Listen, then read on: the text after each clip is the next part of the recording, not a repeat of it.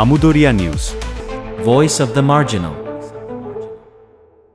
নমস্কার, আমুদরিয়া নিউজের শিল্প সাধনা বিভাগের আরো একটি নতুন পর্বে সকলকে জানাই স্বাগত। হয় আমরা লেখকের কাছে, না হয় লেখক আমাদের কাছে। একেবারেই আজ কিন্তু লেখক আমাদের কাছে এসেছেন। ব্যস্ততার মাঝেও উনি আমাদের সময় দিয়েছেন। প্রথমেই বলি, উনি কিন্তু পড়ে, পড়ায় এবং লেখে। মাঝেরটি পেশায়, বাকি দুটি নেশায়। তিনি হলেন প্রিয়রঞ্জন পাল। তিনি রায়গঞ্জ করোনেশন হাই স্কুলের শিক্ষক। তিনি দুটি উপন্যাস লিখেছেন, একটি হয় নাই ফেরা আর একটি হয় নাই ফেরা শেষ পর্যন্ত। এছাড়াও তিনি অনেক ছোট গল্প লিখেছেন, যা বিভিন্ন পত্রিকায় প্রকাশিত হয়েছে। তার পাশাপাশি কবিতাও লিখেছেন তিনি। নমস্কার স্যার, আপনাকে স্বাগত। আপনি ছোট ছোট অনেক কবিতা লিখেছেন। প্রথমে আপনার কবিতার দু লাইন দিয়ে শুরু হোক, তারপর আপনার সাথে কথায় আসবো। দু লাইন যখন, তখন আমি আমার অন্যতম প্রিয় কবিতার দু লাইন শোনাই। একদম। জ্বালানো আগুন খুব কি সহজ ছিল, চকমকি ঠুকে ঠুকে, তবু জ্বলবে আগুন একদিন ঠিক, বিশ্বাস ছিল মুখে। বাহ, একেবারেই দু লাইন, খুব সুন্দর। কেমন আছেন বলুন? ভালোই আছে, এই সময় যতটা ভালো থাকা যায়। একদম। আজ আমরা কথা বলবো আপনার সাথে শিল্প সাহিত্য নিয়ে। তো প্রথমে একটু আপনার পরিবার সম্পর্কে, আপনার নিজের সম্পর্কে শুনি। আমার নিজের সম্পর্কে বলার মতো খুব বেশি কিছু নেই। আমি পেশাগতভাবে রায়গঞ্জ করোনেশন হাই স্কুলে পড়াই, আর নেশাগতভাবে পড়ি এবং লিখি। একদম। পড়াটা অনেক বেশি, লেখাটা কম। এখনো পর্যন্ত মাত্র দুটো উপন্যাস লিখে উঠেছি। আপনি একটু আগে বললেন সেই উপন্যাস দুটোর নাম। আর কিছু ছোট গল্প লিখেছি, আর একটি ছোট গল্পের বইয়ের সংকলন হয়েছে ওদের গল্প নামে। আর বাকিটা পড়ি প্রচুর, পড়তে ভালো লাগে। আচ্ছা, কোন লেখককে সবচেয়ে বেশি ভালো লাগে? এইখানটায় খুব বিপদের ব্যাপার, কারণ প্রত্যেক লেখকেরই কোনো না কোনো কালজয়ী লেখা আছে। সেটা যখন পড়ি মনে হয় যেন সেই লেখাই শ্রেষ্ঠ, পরে আবার অন্য লেখকের আরেকটি কালজয়ী লেখা পড়লে মনে হয় সেটা যেন শ্রেষ্ঠ।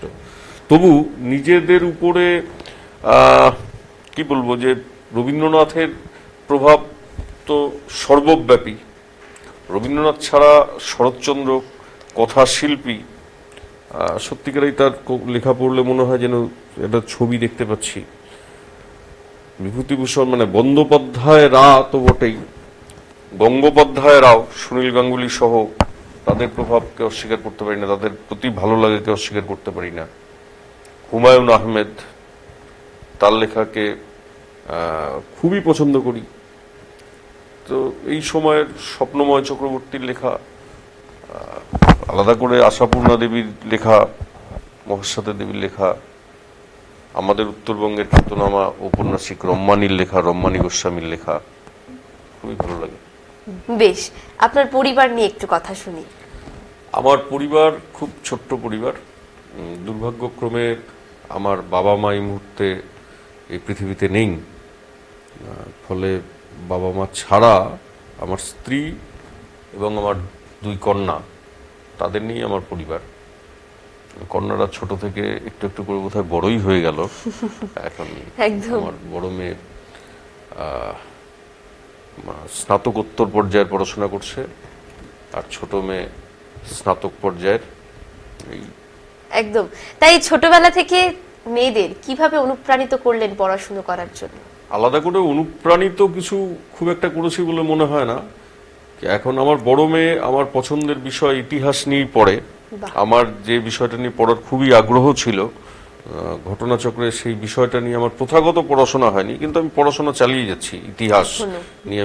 আমি নিজে রাষ্ট্রবিজ্ঞানের ছাত্র, কিন্তু ইতিহাস নিয়ে পড়াশোনা আমার অব্যাহত।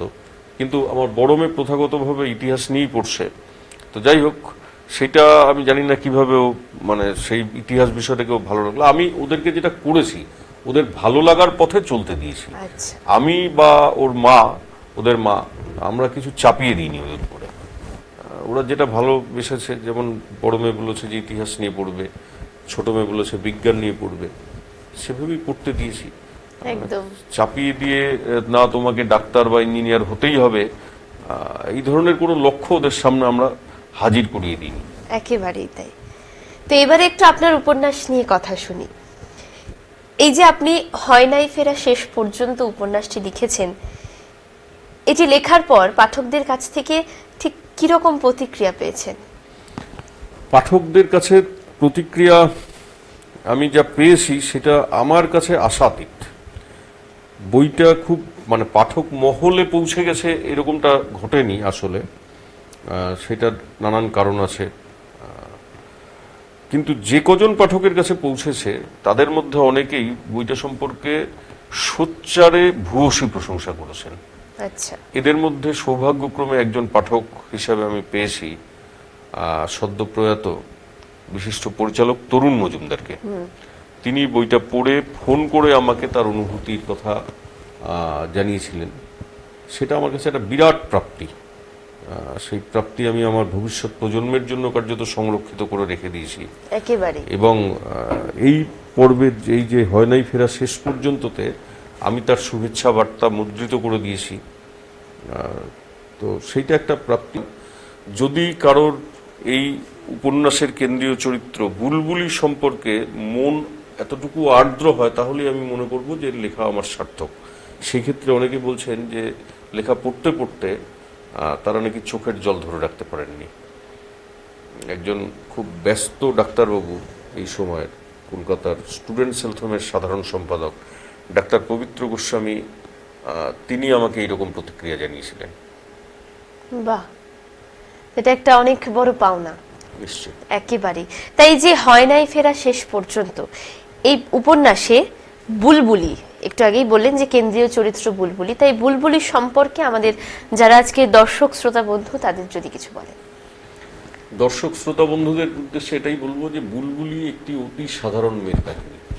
সেই মেয়ে যে স্বপ্ন দেখে অন্য 5 জন্মের মতো এবং তার স্বপ্ন শেষ পর্যন্ত পূরণ হয় কি হয় না, এবং বৃহত্তর একটা ঘটনা যেমন মুক্তিযুদ্ধ বাংলাদেশের, সেই মুক্তিযুদ্ধের পরিপ্রেক্ষিতে বুলবুলির যে প্রতিদিনের জীবনযাপন সেটার কিরকম পরিবর্তন আসে, বুলবুলিকে কি তার জন্মস্থান বগুড়া থেকে শেষ পর্যন্ত উৎখাত হতে হয়, তাহলে সে কোথায় আসে, কিভাবে আসে, তার এই যে জার্নি, সেই জার্নি আমার এই উপন্যাসে ধরার আমি চেষ্টা করেছি। এবং স্বপ্নভঙ্গের যন্ত্রণা একজন নারীর জীবনে কিরকম হতে পারে তার ছবি আঁকার আমি চেষ্টা করেছি আমার এই হয় নাই ফেরা উপন্যাসে। বেশ, এই যে মুক্তিযুদ্ধ, একটু আগে যে কথাটা বললেন, মুক্তিযুদ্ধ সম্পর্ক নিয়ে আপনার লিখতে বা এই মুক্তিযুদ্ধকে নিয়ে লিখতে কেন আপনি আগ্রহী হলেন? গত 50 বছর সময়কালে আমাদের এই উপমহাদেশের অন্যতম উল্লেখযোগ্য ঘটনা নিঃসন্দেহে মুক্তিযুদ্ধ। 2021 সালে আমরা মুক্তিযুদ্ধের 50 বছর অতিক্রম করেছি। তো এই সময়কার খুব বড় একটি ঘটনা যার 50 বছর হচ্ছে, স্বভাবতই সেই বিষয়টাকে আমি আমার উপন্যাসের পটভূমি হিসাবে ধরতে আগ্রহী হয়েছিলাম। সে কারণে আমি মুক্তিযুদ্ধকে লিখেছি। এবং আমাদের এই যে এই অঞ্চল, আমরা উত্তরবঙ্গের যে অঞ্চলে থাকি, রায়গঞ্জ বলুন, শিলিগুড়ি বলুন, এই অঞ্চল মুক্তিযুদ্ধের দ্বারা তো ভীষণভাবে প্রভাবিত। মুক্তিযুদ্ধের প্রভাব এই অঞ্চলে নানান রকম ভাবে পড়েছে এবং সেই প্রভাবগুলোর অনেক কিছু এখনো পর্যন্ত এই অঞ্চলে বিদ্যমান। সেই সমস্ত কারণেই আমি আসলে মুক্তিযুদ্ধকে পটভূমি করে এই হয় নাই ফেরা উপন্যাস লিখতে আগ্রহী হয়েছিলাম। একদম। তা বুলবুলির প্রেম নিয়ে কি বলবেন? আরো 5 জন মেয়ের মতো বুলবুলির জীবনেও প্রেম এসেছিল প্রাকৃতিকভাবেই। যেভাবে নারী পুরুষের জীবনে প্রেম আসে, নারীর জীবনে কোনো একজন পুরুষকে দেখে, পুরুষের জীবনে কোনো একজন নারীকে দেখেই তো প্রেমের উদয় ঘটে। বুলবুলির ক্ষেত্রেও সেই প্রেম এসেছিল। সে যখন নেহাতি কিশোরী, তার কিশোর মনে একটি নবযুবককে দেখে প্রেমের অঙ্কুরোদ্গম ঘটেছিল। সেটা তখন পূর্ব পাকিস্তান বা পূর্ব পাকিস্তানের বগুড়া শহরের সেই ঘটনা।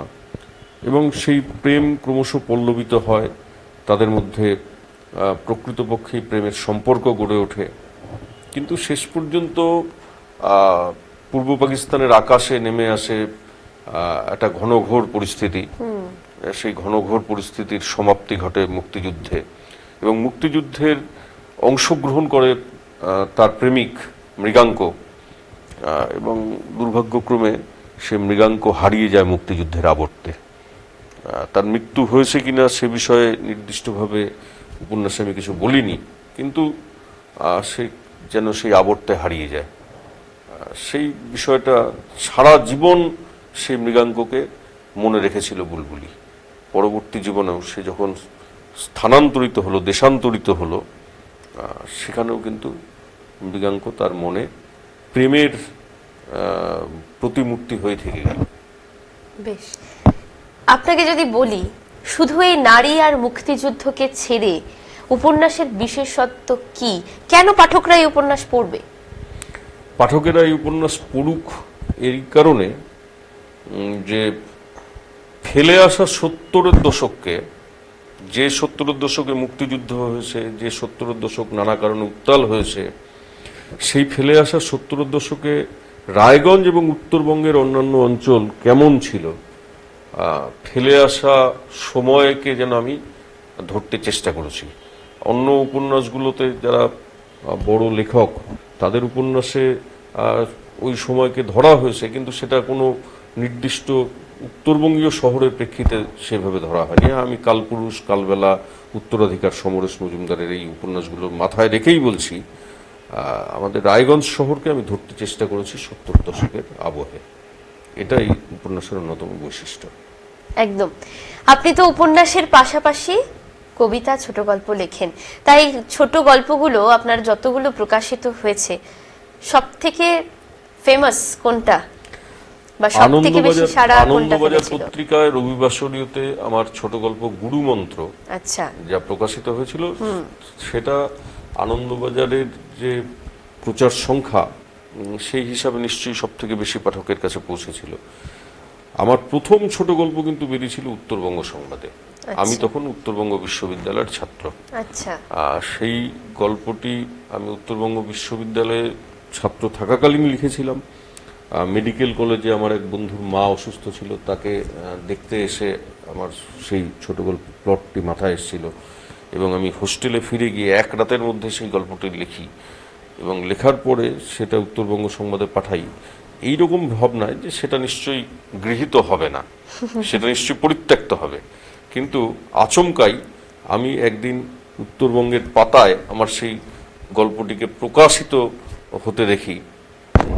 সেটাই আমার প্রথম ছোট গল্প। কেমন লেগেছিল সেই মুহূর্তে? সেই মুহূর্তকে আমি সারা জীবন হয়তো ভাষা দিয়ে আর বর্ণনা করতে পারবো না।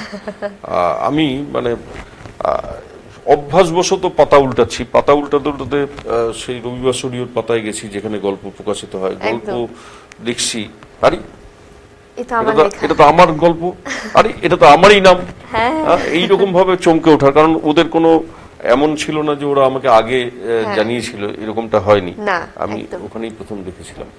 তো সেই গল্পের নাম ছিল বেওয়ারিশ। সেই গল্পটাই আমার প্রথম লেখা গল্প, এবং আমার বিচারে অন্যতম, আমার নিজের যদি আমাকে বিচার করার সুযোগ আপনি দেন, তাহলে সেই গল্পটিকেও আমি আমার অন্যতম শ্রেষ্ঠ গল্পের তালিকাতেই রাখবেন। একেবারেই।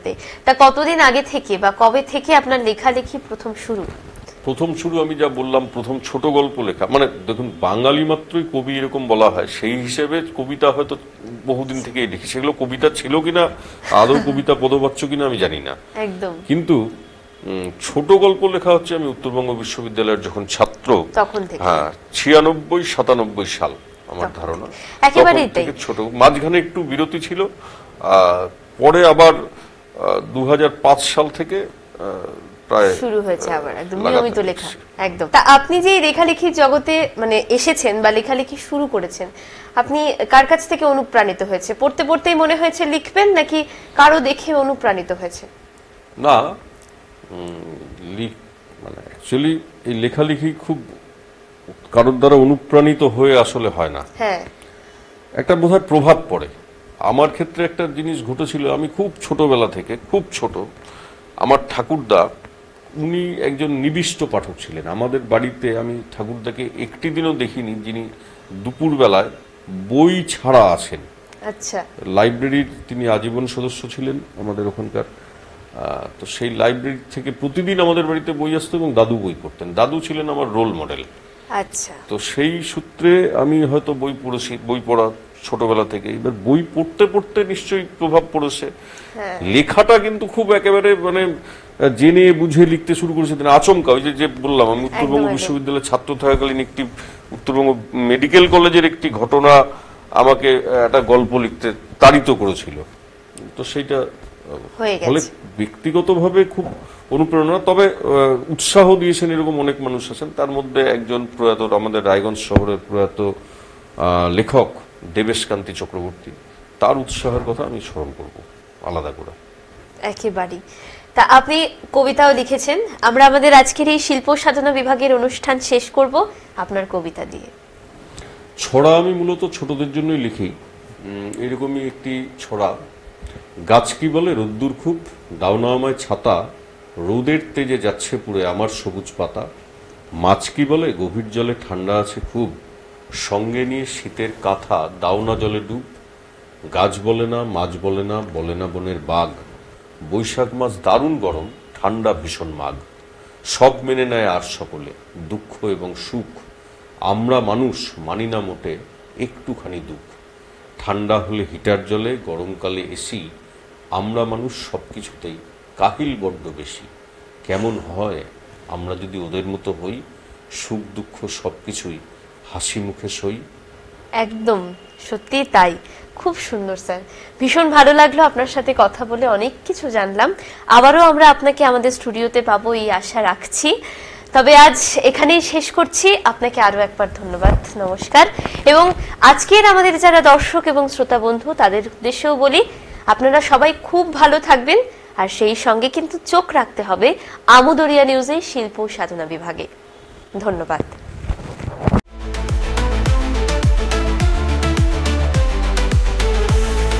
Amudoria News, voice of the marginal.